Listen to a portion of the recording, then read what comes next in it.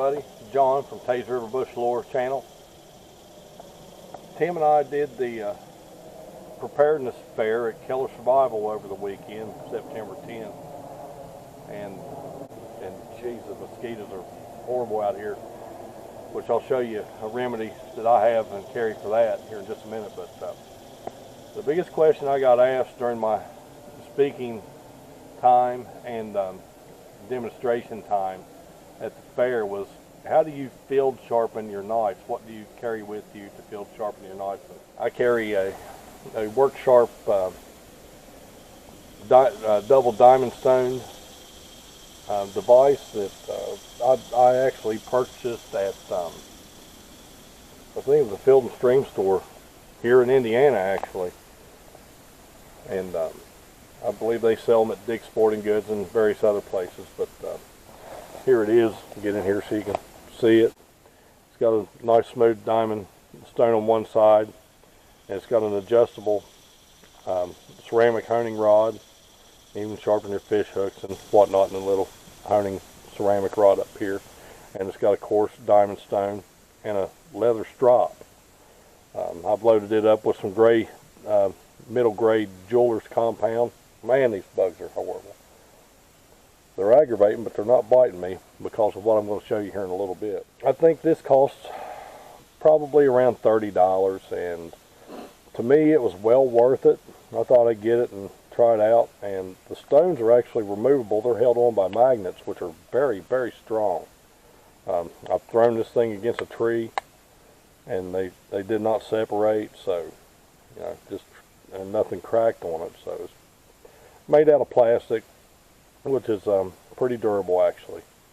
But this is one of the main things that I carry, and if I really need a good honing stropping job, I have this JRE leather strap that I got from LT Wright. It's held up really well, and I just carry it on my pack like that, and I compound it up with some jeweler's compound. I usually put the green or the white on this, mostly the green. Actually, I have this really smooth, extra fine finish, credit card size diamond stone, whatever you want to call it, made by Easy Lab. That's what I carry to sharpen my blades with. And today I'm carrying the JX2 Jessmuk, designed by Chris Tanner from Prepared Mind 101, and you can see his stamp there, his little chicken there on the blade, and made by LT Wright, and there's the Pout House stamp on the other side. I got this off a good friend, Jonathan Burton.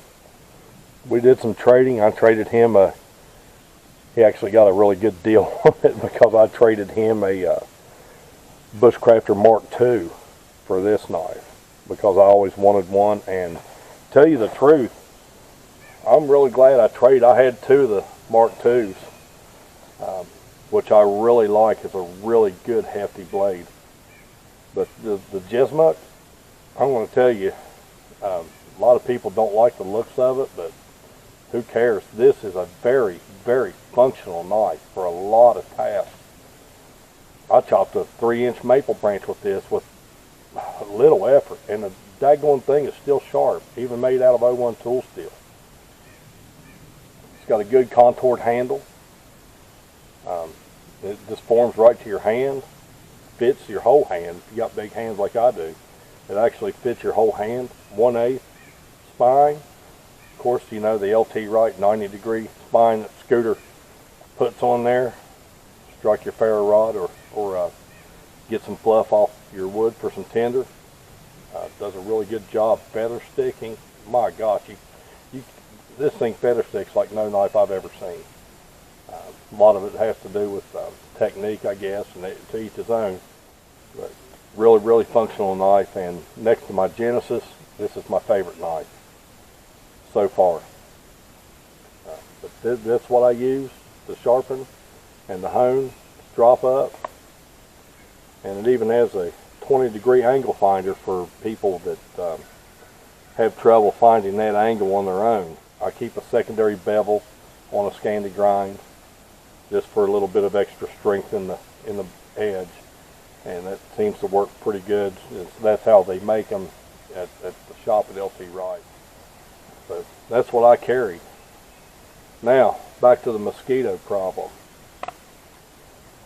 My wife has got into essential oils over the last couple of years, and I'm going to tell you what, I was a skeptic over them, but once she got into them, started making me use them, bless her heart, they really work, and I'm really impressed. So I do carry essential oils with me, and this concoction that she made into a roller ball has oil from the citronella plant. And you know, if you'll burn a citronella candle and you'll see you're still getting bug bites and everything, it's because it's just been cut and cut and cut, and it may even be artificial. This is extract oil from the citronella plant itself, and I'm going to tell you what, it really works. Now the mosquitoes will still fly around you because they know you're a food source, but they will not bite you. They won't be landing all over you and biting you. They'll fly around and aggravate you. But it's really doing a good job at keeping the mosquitoes off of me, and I don't get any bug bites while I'm out here in the woods. Another oil I carry in my pack, especially if I'm going to be throwing up a shelter and staying overnight somewhere, would be peppermint oil. Peppermint oil, bugs tend to not like peppermint oil, especially spiders. I'm an arachnophobe because they can sneak up on you and bite you in your sleep. Yeah, that's a political call. We're not going to answer that. I'm being non-political today. But yeah, if you want to know some more about essential oils and how you can get them, just leave a comment on this video and I'll hook you right up. People may think that they're a little expensive, you know, to start with, but totally worth it. Totally worth it, especially when you get into sickness and stuff like that. You know, there's a lot of stuff out here that we can use to combat, you know, sickness. Like, you know, you got your goldenrod, which you'll find up here on this right of way. There's a bunch of goldenrod, and you can, you know, take the flour and knead it down and steep it into a tea and drink, and that makes an expectorant. A lot of things like that. But she has this oil that she has, they call it On Guard, and every time for the last 2 years that I felt a sickness coming on, and I usually used to get sick twice a year since I quit smoking 10 years ago, and it just floors me to get sick. I'm the biggest baby in the world, but I'll pop a couple of those oil gel capsules, or just right out of the bottle, put about 12 drops on my tongue. Tastes like crap, but it works. Knocks that sickness right out of you. So yeah, if you'd like to know more about the essential oils, just leave a comment and I can hook you right up. We're out here in Indiana. Got a little layover on my job today, so I'm taking full advantage of it and getting out in the wilderness and hopefully enjoying myself on Adventure Hiking Trail in Woodland State Forest, Indiana, in Harrison County. Nice forest. You can see the trail has not been used in a long time. Looks like an old cattle path. But, you know, take a walk, take some pictures, see what I can cut with my knife, you know, stuff like that. Things we look forward to do while we're in the woods. So, hope you enjoyed this little video, and hope it might have helped somebody out. And like, comment, share this, and we'll see you next time. Thanks for watching. Hey gang, stay tuned. We're going to be going to Spruce Knob in a few weeks. Second week of October, possibly. Hopefully have some new video footage to throw up of, you know, going out, going through survival on purpose type stuff. Till then, may the Lord bless you and keep you. In Jesus Christ's name, amen, and we'll see you later.